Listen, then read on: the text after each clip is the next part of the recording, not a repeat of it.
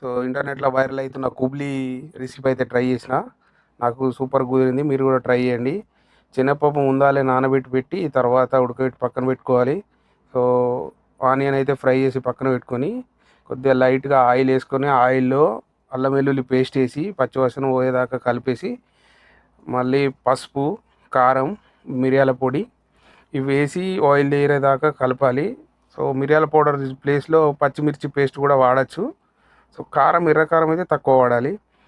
తర్వాత పెరుగు మంచిగా గడ్డ లేకుండా కలిపింది వేసి ఆయిల్ తేలేదాకా కొంచెం సాల్ట్ వేసి కలుపుతూనే ఉండాలి. ఆయిల్ తేరుకున్న తర్వాత మనం పెట్టిన పప్పు వేసి మంచిగా కలపాలి. సో మళ్ళీ లైట్గా ఉడికిన తర్వాత గరం మసాలా, కడి మసాలా అన్నట్టు ఉన్నట్టుగా యాలకులు, లవంగాలు ఇవన్నీ వేసి తర్వాత ఫ్రై చేసి పెట్టిన ఆనియను, పుదీనా, కొత్తిమీర, 4 పచ్చిమిర్చిలు కట్ చేసినవి వేసేసి మంచిగా కలిపి దీన్ని పక్కకు పెట్టాలి. ఇంకా రెడీ అయిపోయినట్టే మనకు ఆల్మోస్ట్.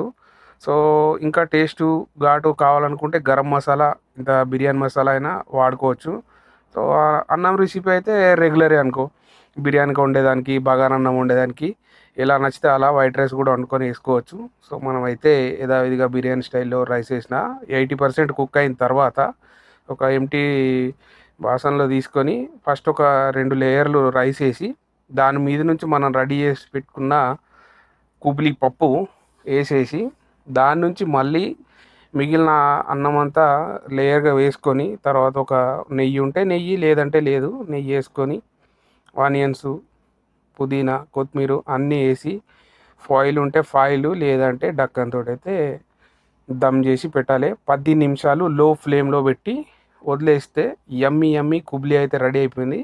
సో మన దాంట్లో నిమ్మకాయ అయితే మిస్ అయిపోయింది. నిమ్మకాయ మీకు దగ్గర ఉంటే మాత్రం రైస్లోకి ప్లస్ కర్రీలో కూడా వాడచ్చు. సో టేస్ట్ మాత్రం సూపర్గా అనిపించింది నాకు. చికెన్, మటన్ బిర్యానీ ఈ రెండింటి ముందు వృధానే. సో వెజ్ లవర్స్కి అయితే సూపర్గా ఉంటుంది.